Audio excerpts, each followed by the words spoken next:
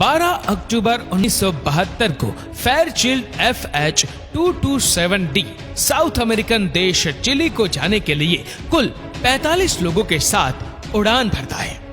उड़ान के पहले ही इन 45 लोगों को ये पता रहता है कि ये प्लेन थोड़ा पुराना हो गया है और इसमें यात्रा करना पूरी तरह से सुरक्षित नहीं है। लेकिन वो 45 लोगों का दिमाग जाने कहां चला गया था। उनकी सर पर चढ़ी हुई थी रग्बी मैच देखने की ऐसी दीवानगी कि उन्हें इस बात की कोई फिक्र ही नहीं थी कि यह प्लेन उतना बेहतरीन नहीं है। क्योंकि इस प्लेन से यात्रा सस्ती पड़ रही थी, इसीलिए उन 45 लोगों ने बिना सोचे समझे ट्रेवल करना सही समझा। फिर प्लेन उड़ने के साथ ये सारे लोग मैच देखने के उत्साह में काफी खुश थे। लेकिन उनमें से शायद ही किसी को पता रहा होगा कि कुछ ही समय में वो कितने बड़े संकट में पड़ने वाले। प्लेन ने अभी थोड़ी ही दूर की उड़ान तय की थी कि अचानक से ही मौसम ने अपना मिजाज खराब कर लिया, और वो भी इस कदर कि पायलट को मजबूरन एक सेफ जगह देखकर फ्लाइट को लैंड करना पड़ गया। फ्लाइट को लैंड करने के लिए अर्जेंटीना के शहर मेंडोजा के एक छोटे से एयरपोर्ट का सहारा लेना पड़ा। लैंडिंग के बाद 24 घंटे बीत चुके थे, लेकिन फिर भी मौसम में कोई खास सुधार देखने को नहीं मिला, क्योंकि प्लेन पहले ही इतना अच्छा नहीं था कि उसे ट्रेवल के लिए इस्तेमाल में लिया जा सके। लेकिन अब जब मौसम ही इतना खराब हो चुका था तो उसका इस मौसम में उड़ना मौत की उड़ान होना ही था। लेकिन इस प्लेन में सवार लोगों को मैच देखने के लिए चिली टाइम पर पहुंचना भी था। इसी कारण प्लेन को एक बार फिर से खराब मौसम में उड़ान भरनी पड़ी। लेकिन मौसम ने एक बार चेतावनी दे दी थी। अब खराब मौसम में उड़ान भरने के कारण थोड़े समय बाद ही प्लेन अचानक से हिलने लगा। मौसम खराब होने के नाते पायलट को लगा कि ये नॉर्मल टर्बुलेंस है, लेकिन वो प्लेन इस लायक भी नहीं था कि उस नॉर्मल टर्बुलेंस को भी वो सह सके, जिस वजह से वो अपनी नॉर्मल उड़ान को वापस नहीं पा सका और उसमें टर्बुलेंस और ज्यादा बढ़ता गया। प्लेन ने असर दिखाना शुरू कर दिया था। अब यह तय हो गया था कि प्लेन को अगर लैंड नहीं कराया गया तो वो क्रैश कर सकता है, क्योंकि मौसम खराब होने के कारण जो विजिबिलिटी भी एक भारी समस्या बन गई थी। अब पायलट अपनी आंखें गड़ाए सिर्फ ये देखने की कोशिश कर रहा था कि उसे कोई ऐसी जगह दिख जाए तो वो प्लेन को लैंड करा सके। और अचानक से पायलट को कुछ ऐसा दिखा कि वो खुश हो गया। उसे लगा कि सामने कोई एयरपोर्ट है और वो उसी पागलपन में प्लेन को नीचे की तरफ मुड़कर खुश हो गया। पायलट को जैसे ही सच दिखा तो वो तुरंत अपनी गलती सुधारने के लिए प्लेन को ऊपर उठाने लगा। अपनी पूरी जान लगा लेने के बाद भी प्लेन तेज रफ्तार होने के कारण पूरी तरह ऊपर नहीं उड़ पाया।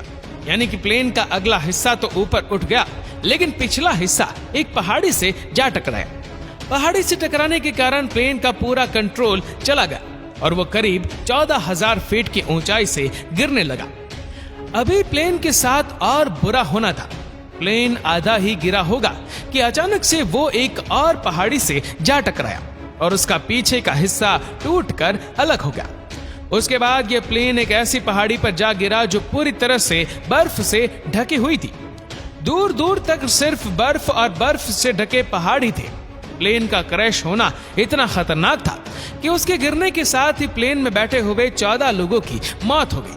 लेकिन प्लेन में अब जो लोग जिंदा बच भी गए थे, उन्हें इतनी ज्यादा चोट आई थी कि एक पल के लिए तो उन्होंने भी ये मान ही लिया होगा कि वो मर चुके हैं। सफेद बर्फ की पहाड़ी पर एक आधे टूटे हुए जहाज का हिस्सा, जिसमें लाशें और लाश हो जाने के डर वाले लोग एक साथ थे। कुछ समय ऐसे ही रहने के बाद जिन लोगों की जान बच गई थी, उन्हें जब होश आया तो इतनी भयानक सर्दी थी कि उन्हें कुछ भी समझ नहीं आ रहा था कि वो लोग करे तो करे क्या। लेकिन कुछ लोगों ने फिर हिम्मत बांधी और उन्होंने ये दिमाग लगाया कि हम सबको जिंदा रहने के लिए प्लेन के अंदर ही रहना होगा, क्योंकि अगर हम बाहर निकले तो सर्दी जान लेगी। हम तब तक प्लेन के अंदर ही रहेंगे जब तक कोई रेस्क्यू टीम हमें बचाने नहीं आ जाती है। इसके बाद उन लोगों ने प्लेन को हर संभव जगह से सील कर दिया ताकि बाहर की जानलेवा सर्द हवा अंदर ना आ सके। लेकिन उनकी कोशिश पूरी तरह से सफल नहीं हुई और अगली सुबह फिर से मौत के साथ हुई। प्लेन के छुप के बैठने के बाद भी सर्दी ने 5 लोगों को अपना शिकार बना ही लिया था और वो 5 लोग अगली सुबह देखने के लिए जिंदा नहीं बचे। उसी सर्दी में नंदो नाम का एक शख्स मारा तो नहीं गया लेकिन कोमा में चला गया।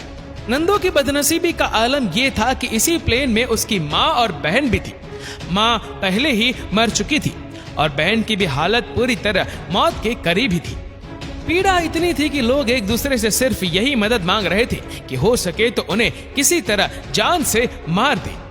लगभग 20 से 25 लोग अभी भी जिंदा थे और उन्हें कहीं ना कहीं ये उम्मीद जरूर थी कि शायद वो किसी तरह से बच जाए।